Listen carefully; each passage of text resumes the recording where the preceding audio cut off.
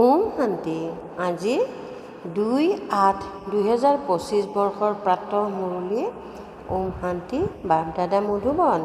আজি বাবাই কৈছে, মৰমৰ সন্তানসকল, কেতিয়াও ভাগৰি স্মৃতিৰ যাত্ৰা এৰিব নালাগে। সদায় দেহী অভিমানী হৈ থাকিবলৈ যত্ন কৰা। পিতাৰ মৰম আকৰ্ষণ কৰিব আৰু অমায়িক হ'বৰ কাৰণে স্মৃতিত থাকা। প্ৰশ্ন: 16 কলা সম্পূৰ্ণ অথবা নিখুঁত হ'বৰ কাৰণে কোনটো পুৰুষাৰ্থ নিশ্চয় কৰিব লাগে? উত্তৰ: যিমান দূৰ সম্ভৱ নিজক আত্মা বুলি বুজা। মৰমৰ সাগৰ পিতাক স্মৰণ কৰা, তেতিয়া নিখুঁত হৈ যাবা। জ্ঞান বহুত সহজ, কিন্তু 16 কলা সম্পূৰ্ণ হ'বৰ কাৰণে স্মৃতিৰে আত্মাক নিখুঁত কৰি তুলিব লাগে। আত্মা বুলি বুজিলে অমায়িক হৈ যাবা। সকলো সংঘাত সমাপ্ত হৈ যাব। গীত: তুমি প্ৰেমৰ সাগৰ। ওম শান্তি। প্ৰেমৰ সাগৰে নিজৰ সন্তানসকলকো এনেকুৱা প্ৰেমৰ সাগৰ কৰি তোলে। সন্তানসকলৰ লক্ষ্য উদ্দেশ্যই হৈছে যে আমি এনেকুৱা লক্ষ্মীনাৰায়ণ হওঁ। এওঁলোকক সকলোৱে কিমান মৰম কৰে। সন্তানসকলে জানে, বাবাই আমাক এওঁলোকৰ দৰে অমায়িক কৰি তোলে। অমায়িক ইয়াতেই হ'ব লাগে আৰু হবা স্মৃতিৰ দ্বাৰা। ভাৰতৰ যোগৰ গায়ন কৰা হৈছে, এয়া হৈছে স্মৃতি। এই স্মৃতিৰ দ্বাৰাই তোমালোক এওঁলোকৰ দৰে বিশ্বৰ মালিক হোৱাগৈ। এয়াই সন্তানসকলে পৰিশ্ৰম কৰিব লাগে। তোমালোক এইটো অহংকাৰত নাহিবা যে মোৰ জ্ঞান বহুত আছে। মূল কথা হৈছে স্মৃতি। স্মৃতিয়েহে মৰম প্ৰাপ্ত কৰায়। যদি বহুত অমায়িক, বহুত মৰমৰ হ'ব বিচৰা, উচ্চ পদ প্ৰাপ্ত কৰিব বিচৰা, তেন্তে পৰিশ্ৰম কৰা। নহ'লে বহুত অনুতাপ কৰিবা, কিয়নো বহুত সন্তান আছে যিসকল স্মৃতিত থাকিব নোৱাৰে, ভাগৰি পৰে, গতিকে এৰি দিয়ে। এটাতো দেহী অভিমানী হ'বলৈ বহুত যত্ন কৰা, নহ'লে বহুত কম পদ পাবা। ইমান অমায়িক কেতিয়াও নোহোৱা। বহুত কম সন্তান আছে যিসকলে আকৰ্ষিত কৰে, কিয়নো স্মৃতিত থাকে। কেৱল পিতাৰ স্মৃতিত থাকিব লাগে। যিমান স্মৰণ কৰিবা, সিমান বহুত অমায়িক হ'বা। এই লক্ষ্মীনাৰায়ণেও আগৰ জন্মত বহুত স্মৰণ কৰিছিল। স্মৃতিৰ দ্বাৰাই অমায়িক হৈছে। সত্যযুগৰ সূৰ্যবংশী প্ৰথম নম্বৰ, চন্দ্ৰবংশী দ্বিতীয় নম্বৰ হৈ গ'ল। এই লক্ষ্মীনাৰায়ণ বহুত প্ৰিয় হয়। এই লক্ষ্মীনাৰায়ণৰ চেহেৰা আৰু ৰাম-সীতাৰ চেহেৰাৰ মাজত বহুত পাৰ্থক্য আছে। এই লক্ষ্মীনাৰায়ণৰ ওপৰত কেতিয়াও কোনো ধৰণৰ কলংক লগোৱা নাই। শ্ৰীকৃষ্ণৰ ওপৰত ভুলবশতঃ কলংক লগাইছে, ৰাম-সীতাৰ ওপৰতো লগাইছে। পিতাই কয়, বহুত অমায়িক তেতিয়া হ'বা যেতিয়া বুজিবা যে আমি আত্মা। আত্মা বুলি বুজি পিতাক স্মৰণ কৰাত বহুত মজা আছে। যিমান স্মৰণ কৰিবা, সিমান শতপ্ৰধান 16 কলা সম্পূৰ্ণ হ'বা। 14 কলা তথাপিও খুঁত থকা হৈ গ'ল, পাছত আৰু ত্ৰুটিপূৰ্ণ হৈ গৈ থাকে। 16 কলা নিখুঁত হ'ব লাগে। জ্ঞানটো একেবাৰেই সহজ, যিকোনো লোকে শিকি যাব। 84 জন্মই কল্পই কল্পই লৈ আহিছা। এতিয়া উভতিটো কোনেও যাব নোৱাৰে, যেতিয়ালৈকে পূৰা পবিত্ৰ নহয়। নহ'লে শাস্তি ভোগ কৰিব লাগিব। বাবাই বাৰে বাৰে বুজায়, যিমান দূৰ সম্ভৱ প্ৰথমতে এই এটা কথা দৃঢ় কৰা যে মই আত্মা। মই আত্মা, নিজৰ ঘৰত থাকোঁ, গতিকে মই শতপ্ৰধান হওঁ, আকৌ ইয়াত জন্ম লওঁ। কোনোবাই কিমান জন্ম, কোনোবাই কিমান জন্ম লয়, পাছলৈ তমোপ্ৰধান হৈ যায়। সৃষ্টিৰ সেই সন্মান কম হৈ যায়। ঘৰ নতুন হ'লে তেতিয়া তাত কিমান আৰাম পোৱা যায়। আকৌ ত্ৰুটিপূৰ্ণ হৈ যায়, কলাসমূহ কম হৈ যায়। যদি তোমালোক সন্তানসকলে বিচৰা যে নিখুঁত সৃষ্টিলৈ যাওঁ, তেন্তে নিখুঁত হ'ব লাগিব। কেৱল জ্ঞানক নিখুঁত বুলি কোৱা নহয়, আত্মা নিখুঁত হ'ব লাগে। যিমান দূৰ সম্ভৱ চেষ্টা কৰা। মই আত্মা, বাবাৰ সন্তান। অন্তৰ বহুত আনন্দিত হৈ থকা উচিত। মনুষ্যই নিজক দেহধাৰী বুলি বুজি আনন্দিত হয়। মই অমুকৰ সন্তান, সেয়া হৈছে অল্পকালৰ নিচা। এতিয়া তোমালোক সন্তানসকলে পিতাৰ সৈতে পূৰা বুদ্ধিৰ যোগসূত্ৰ গঢ়ি তুলিব লাগে। এই ক্ষেত্ৰত বিবুদ্ধিত পৰিব নালাগে। লাগিলে বিদেশ বা যলৈকে নোযোৱা, কেৱল এটা কথা দৃঢ় কৰি ৰাখা যে বাবাক স্মৰণ কৰিব লাগে। বাবা প্ৰেমৰ সাগৰ হয়। এই মহিমা কোনো মনুষ্যৰ নহয়। আত্মাই নিজৰ পিতাৰ মহিমা গায়। আত্মাসকল সকলো পৰস্পৰ ভাই ভাই। সকলোৰে পিতা এজনেই। পিতাই সকলোকে কয়, সন্তানসকল, তোমালোক শত্ৰুপ্ৰধান আছিলা, এতিয়া তমোপ্ৰধান হৈ গ'লা। তমোপ্ৰধান হোৱাৰ কাৰণে তোমালোক দুখী হৈ গ'লা। এতিয়া মোক আত্মাক পৰমাত্মা পিতাই কয়, তুমি প্ৰথমে নিখুঁত আছিলা। সকলো আত্মা তাত নিখুঁতেই হয়, যদিও ভূমিকা বেলেগ বেলেগ, কিন্তু নিখুঁতটো হয় নহয়। পবিত্ৰতা অবিহনেতো তালৈ কোনেও যাব নোৱাৰে। সুখধামত তোমালোকৰ সুখো আছে আৰু শান্তিও আছে। সেয়েহে তোমালোকৰ উচ্চতকৈ উচ্চ ধৰ্ম, অপাৰ সুখ থাকে। বিচাৰ কৰা, আমি কি হৈ যাওঁ? স্বৰ্গৰ মালিক হওঁগৈ। সেয়া হৈছে হীৰাতুল্য জন্ম। এতিয়াতো কৰিতুল্য জন্ম। এতিয়া পিতাই স্মৃতিত থাকিবলৈ ইংগিত দিয়ে। তোমালোকে আহ্বানেই জনোৱা যে আমাক আহি পতিতৰ পৰা পাৱন কৰি তোলক। সত্যযুগত হৈছে সম্পূৰ্ণ নিৰ্বিকাৰী। ৰাম সীতাকো সম্পূৰ্ণ বুলি কোৱা নহয়। তেওঁলোক দ্বিতীয় শ্ৰেণীত গুচি গ'ল। স্মৃতিৰ যাত্ৰাত কৃতকাৰ্য নহ'ল। জ্ঞানত লাগিলে যিমানেই চোকা নহওক, পিতাৰ কেতিয়াও প্ৰিয় নহ'ব। স্মৃতিত থাকিলে তেতিয়াহে প্ৰিয় হ'বগৈ। তেতিয়া পিতাও তোমালোকৰ প্ৰিয় হ'ব। পঢ়াটো একেবাৰেই গতানুগতিক পবিত্ৰ হ'ব লাগে। স্মৃতিত থাকিব লাগে। এইটো ভালকৈ টুকি ৰখা যে স্মৃতিৰ যাত্ৰাত থাকিলে তেতিয়া ক'ৰবাত যি সংঘাত হয়, অহংকাৰ আহি যায়, সেয়া কেতিয়াও নহ'ব। মূল কথা নিজক আত্মা বুলি বুজি পিতাক স্মৰণ কৰা। সৃষ্টিত মনুষ্যই কিমান হাই কাজিয়া কৰে, জীৱনেই যেন বিষ সদৃশ কৰি দিয়ে। এই কথাবোৰ সত্যযুগত নাথাকিব। আগলৈ গৈ ইয়াতো মনুষ্যৰ জীৱন আৰুহে বিষ হৈ গৈ থাকিব।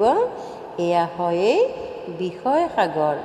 ৰৌ ৰৌ নৰকত সকলো পৰি আছে। বহুত লেতেৰা।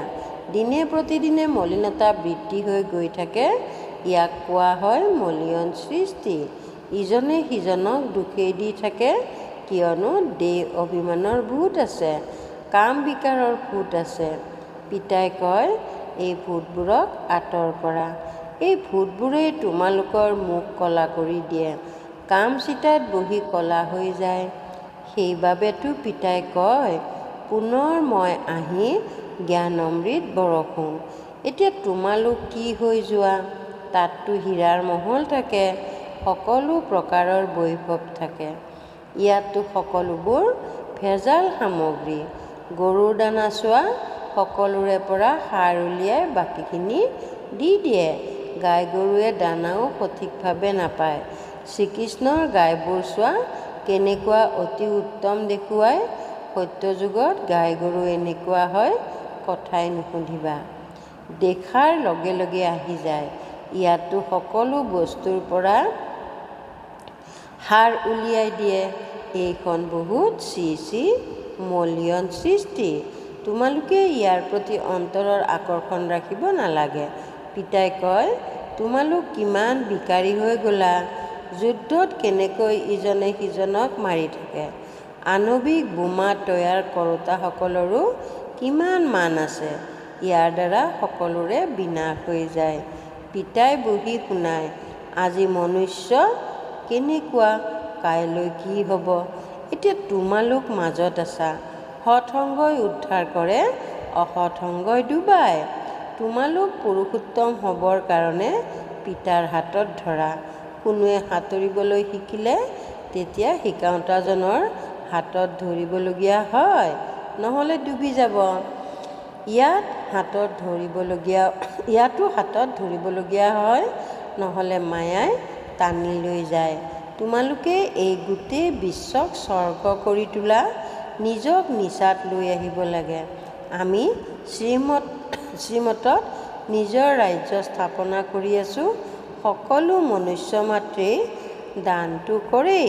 ফকীৰসকলক দিয়ে, তীৰ্থযাত্ৰাত পাণ্ডাসকলক দান কৰে, চাউল এমুঠি হ'লেও দান নিশ্চয় কৰিব। সেই সকলোবোৰ ভক্তি মাৰ্গত চলি আহি থাকে। এতিয়া পিতাই আমাক ডবল দানী কৰি তোলে। পিতাই কয়, 3 পদ ভূমিত তোমালোকে এই ঈশ্বৰীয় বিশ্ববিদ্যালয়, ঈশ্বৰীয় চিকিৎসালয় খোলা, য'ত মনুষ্য আহি 21 জন্মৰ কাৰণে আৰোগ্য হৈ যাব। ইয়াতো কেনেকুৱা বেমাৰ হয়, বেমাৰত কিমান দুৰ্গন্ধ ওলায়, হস্পিটাললৈ চালে ঘৃণা উপজে, কৰ্মভোগ কিমান আছে। এই সকলোবোৰ দুখৰ পৰা মুক্ত হ'বৰ কাৰণে পিতাই কয়, কেৱল মোক স্মৰণ কৰা আৰু কোনো কষ্ট তোমালোকক নিদিওঁ। বাবাই জানে সন্তানসকলে বহুত কষ্ট দেখিছে। ভিকাৰী মনুষ্যৰ মুখমণ্ডলেই সলনি হৈ যায়, একেবাৰে যেন মৃতকৰ দৰে হৈ যায়। যেনেকৈ মদাহীয়ে মদ অবিহনে থাকিব নোৱাৰে, মদ্যপান কৰাৰ কাৰণে বহুত নিচা বাঢ়ি যায়, কিন্তু অলপ সময়ৰ কাৰণে। ইয়াৰ দ্বাৰা ভিকাৰী মনুষ্যৰ আয়ুসো কিমান চুটি হৈ যায়। নিৰ্ভিকাৰী দেৱতাসকলৰ আয়ুস গড় হিচাপত 125 পৰা 150 বছৰ হয়। সৰ্বদা স্বাস্থ্যৱান হ'লে তেতিয়া আয়ুসো বাঢ়িব নহয়, শৰীৰ নিৰোগী হৈ যায়। পিতাক অবিনাশী চাৰ্জন বুলিও কোৱা হয়। জ্ঞানৰ বেজী সদ্গুৰুৱে দিলে অজ্ঞান অন্ধকাৰ নাশ হ'ল। পিতাক নাজানে, সেয়েহে অজ্ঞান অন্ধকাৰ বুলি কোৱা হয়। ভাৰতবাসীৰে কথা, যীশুখ্ৰীষ্টকতো জানে অমুক চনত আহিল। তেওঁলোকৰ গোটেই তালিকা আছে, কেনেকৈ ক্ৰমানুসৰি পোপ গাদীত বহে। এইখনেই ভাৰত আছে, য'ত কাৰোৰেই জীৱন বৃত্তান্ত নাজানে। আহ্বানো জনায়, হে দুখহৰ্তা, সুখকৰ্তা পৰমাত্মা, হে মাতা পিতা, বাৰু মাতা পিতাৰ জীৱন বৃত্তান্তটো শুনোৱা। একোৱেই গম নাপায়। তোমালোকে জানা, এয়া হৈছে পুৰুষোত্তম সংগম যুগ। আমি এতিয়া পুৰুষোত্তম হৈ আছোঁ, গতিকে পূৰা পঢ়িব লাগে। লোকলা স্কুলৰ মৰ্যাদাটো বহুত আবদ্ধ হৈ থাকে। এই বাবাইটো অৰ্থাৎ ব্ৰহ্মা বাবাই কাৰোলৈকে ভ্ৰূক্ষেপ নকৰিলে, কিমান গালি শুনিলে, ভবাও নাছিল, সপোনতো নাছিল। ৰাস্তাৰে গৈ ব্ৰাহ্মণ ফান্দত পৰি গ'ল। বাবাই ব্ৰাহ্মণ কৰিলে, তেতিয়া গালি শুনিবলৈ ল'লে।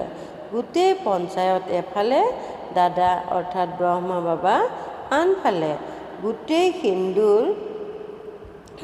সিন্ধুৰ পঞ্চায়তে ক'লে যে এয়া কি কৰিছা হেৰ', গীতাত ভগৱানুবাচ আছে নহয়, কাম মহাশত্ৰু।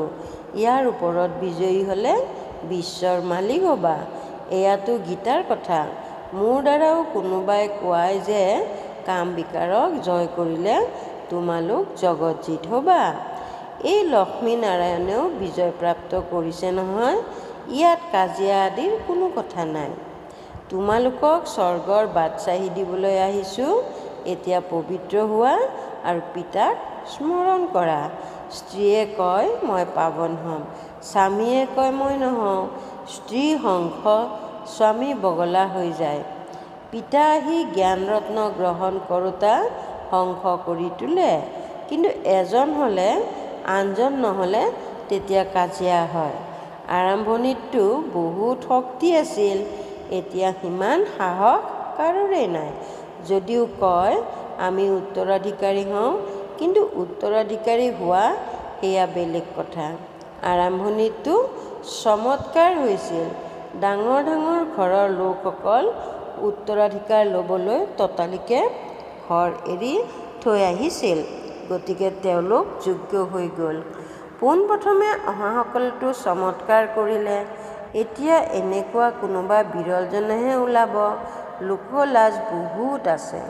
প্ৰথমতে যিসকল আহিল তেওঁলোকে বহুত সাহস দেখুৱালে, এতিয়া কোনোবাই ইমান সাহস কৰিব সেইটো বহুত কঠিন। অৱশ্যে হয়, গৰীবসকলে ৰাখিব পাৰে। মালাৰ মণি হ'বলৈ হ'লে পুৰুষাৰ্থ কৰিব লাগে। মালাটো বহুত ডাঙৰ, ৮ আছে, ১০৮ৰো আছে, আকৌ ১৬,১০৮ৰো আছে। পিতাই নিজে কয়, বহুত পৰিশ্ৰম কৰা, নিজক আত্মা বুলি বুজা। সঁচা কথা নকয়। যিসকলে নিজক ভাল বুলি ভাবে তেওঁলোকৰ দ্বাৰাও বিকৰ্ম হৈ যায়। যদিওবা জ্ঞানী আত্মা, বুজনি ভাল, কিন্তু যোগ নাই, অন্তৰত অধিষ্ঠিত হ'ব নোৱাৰে, স্মৃতিতেই নাথাকে, গতিকে অন্তৰত অধিষ্ঠিত নহয়। পিতাক স্মৰণ কৰিলেহে পিতাই স্মৰণ কৰিব নহয়। আৰম্ভণিত ততালিকে উৎসৰ্গিত হৈ গৈছিল, এতিয়া উৎসৰ্গিত হৈ যোৱাটো মাহীৰ ঘৰ অৰ্থাৎ ইমান উজু নহয়। মূল কথা হৈছে স্মৃতি, তেতিয়াহে আনন্দৰ পাৰা ঊৰ্ধ্বগামী হ'ব। যিমানেই কলা কম হৈ গৈ থাকিল সিমানেই দুখ বাঢ়ি গৈ থাকিল। এতিয়া পুনৰ যিমান কলা বৃদ্ধি হ'ব সিমান আনন্দৰ পাৰা ঊৰ্ধ্বগামী হ'ব। অন্তিমত তোমালোকৰ সকলো সাক্ষাৎকাৰ হ'ব। বেছিকৈ স্মৰণ কৰাসকলে কি পদ প্ৰাপ্ত কৰে? একেবাৰে অন্তিমত সাক্ষাৎকাৰ হ'ব। যেতিয়া বিনাশ হ'ব তেতিয়া তোমালোকে স্বৰ্গৰ সাক্ষাৎকাৰৰ হালোৱা খাবা। বাবাই বাৰে বাৰে বুজায়, স্মৃতিত থকাটো বঢ়োৱা। কাৰোবাক অলপ বুজালা তাতে বাবা আনন্দিত নহয়। এজন পণ্ডিতৰো কাহিনী আছে নহয়। পণ্ডিতে শিষ্যক ক'লে, ৰাম ৰাম বুলি ক'লে সাগৰ পাৰ হৈ যাব। এইটো দেখুৱাই যে নিশ্চয়তাতে বিজয় আছে। পিতাৰ প্ৰতি সংশয় জন্মিলে বিনাশ হৈ যায়। পিতাৰ স্মৃতিৰেহে পাপ খণ্ডন হয়। ৰাতিয়ে দিনে চেষ্টা কৰিব লাগে, তেতিয়া কৰ্মেন্দ্ৰিয়ৰ চঞ্চলতা বন্ধ হৈ যাব। এই ক্ষেত্ৰত বহুত পৰিশ্ৰম হয়। বহুত আছে যাৰ স্মৃতিৰ খতিয়ানেই নাই, অৰ্থাৎ আধাৰ নাই। যিমান দূৰ সম্ভৱ যেনেকৈ নহ'লেও স্মৰণ কৰিব লাগে, তেতিয়াহে শতপ্ৰধান ১৬ কলা সম্পন্ন হ'বাগৈ। পবিত্ৰতাৰ লগতে স্মৃতিৰ যাত্ৰাও লাগে। পবিত্ৰ হৈ থাকিলেহে স্মৃতিত থাকিব পাৰিবা। এইটো কথা ভালদৰে ধাৰণ কৰা। পিতা কিমান নিৰহংকাৰী। আগলৈ গৈ সকলো তোমালোকৰ চৰণত পৰিব, ক'ব, যথাযথ এই মাতাসকলে স্বৰ্গৰ দ্বাৰ মুকলি কৰে। স্মৃতিৰ ধাৰ অৰ্থাৎ শক্তি এতিয়া কম আছে। কোনো দেহধাৰীক স্মৰণ কৰিব নালাগে। তমোপ্ৰধানৰ পৰা শতপ্ৰধান হ'বলৈয়ে পৰিশ্ৰম কৰিবলগীয়া হয়। ভাল বাৰু। অতি মৰমৰ কল্পৰ পাছত পুনৰাই মিলিত হোৱা সন্তানসকলৰ প্ৰতি মাতা পিতা বাপ দাদাৰ স্নেহপূৰ্ণ স্মৰণ আৰু সুপ্ৰভাত। আত্মিক পিতাৰ আত্মিক সন্তানসকলৰ প্ৰতি নমস্কাৰ। আত্মিক সন্তানসকলৰ মাতা পিতা বাপ দাদাৰ প্ৰতি স্নেহপূৰ্ণ স্মৰণ আৰু নমস্কাৰ। ধাৰণাৰ বাবে মুখ্য সাৰ ১ নম্বৰ, এই পতীত শ্ৰী শ্ৰী দুখদায়ী সৃষ্টিৰ প্ৰতি অন্তৰৰ আকৰ্ষণ ৰাখিব নালাগে। এজন পিতাৰ হাতত ধৰি ইয়াৰ ইপাৰে সিপাৰে যাব লাগে। এজন পিতাৰ হাতত ধৰি ইয়াৰ সিপাৰে যাব লাগে। ২ নম্বৰ, মালাৰ মণিৰ কাৰণে বহুত সাহসেৰে পুৰুষাৰ্থ কৰিব লাগে। জ্ঞান ৰত্ন গ্ৰহণ কৰোঁতা শংখ হ'ব লাগে। কোনো ধৰণৰ বিকৰ্ম কৰিব নালাগে। বৰদান, নিমিত্ত ভাৱৰ দ্বাৰা সেৱাত সফলতা প্ৰাপ্ত কৰোঁতা শ্ৰেষ্ঠ সেৱাধাৰী হোৱা। নিমিত্ত ভাৱৰ দ্বাৰা সেৱাত সফলতা প্ৰাপ্ত কৰোঁতা শ্ৰেষ্ঠ সেৱাধাৰী হোৱা। নিমিত্তভাৱে সেৱাত স্বত সফলতা প্ৰাপ্ত কৰায়। নিমিত্ত ভাৱ নাথাকিলে সফলতা নাহে। শ্ৰেষ্ঠ সেৱাধাৰী অৰ্থাৎ পিতাৰ খোজে প্ৰতি প্ৰতিটো খোজ দিওঁতা, প্ৰতিটো খোজ শ্ৰেষ্ঠ মতত শ্ৰেষ্ঠ কৰি তোলোতা। যিমানেই সেৱাত নিজৰ মাজত ব্যৰ্থ সমাপ্ত হৈ যায়, সিমানেই সমৰ্থ হয় আৰু সমৰ্থ আত্মাই প্ৰতিটো খোজত সফলতা প্ৰাপ্ত কৰে। শ্ৰেষ্ঠ সেৱাধাৰী সেইগৰাকী যি নিজেও সদায় উৎসাহ উদ্দীপনাত থাকে আৰু আনকো উৎসাহ উদ্দীপনা যোগায়। শ্লোগান: ঈশ্বৰীয় সেৱাত নিজকে আগবঢ়াই দিয়া, তেতিয়া ধন্যবাদ পাই থাকিবা। ঈশ্বৰীয় সেৱাত নিজকে আগবঢ়াই দিয়া, তেতিয়া ধন্যবাদ পাই থাকিবা। ওম শান্তি। অব্যক্ত সংকেত: সহযোগী হ'বলৈ হ'লে পৰমাত্মা স্নেহৰ অনুভৱী হোৱা। এই পৰমাত্মা স্নেহৰ জৰিয়ে দূৰ দূৰণিৰ পৰা আকৰ্ষিত কৰি লৈ আহে। এয়া এনেকুৱা সুখময় স্নেহ যে এই স্নেহত এক ছেকেণ্ডো যদি মগন হৈ যোৱা, তেন্তে অনেক দুখ পাহৰি যাবা আৰু সদাকালৰ বাবে সুখৰ জ্বলনাত জ্বলিবলৈ ধৰিবা। পিতাৰ তোমালোক সন্তানসকলৰ প্ৰতি ইমান স্নেহ আছে যে জীৱনৰ সুখ শান্তিৰ সকলো কামনা পূৰ্ণ কৰি দিয়ে। পিতাই কেৱল সুখেই নিদিয়ে, সুখৰ ভঁৰালৰ মালিকো কৰি দিয়ে। ওম শান্তি।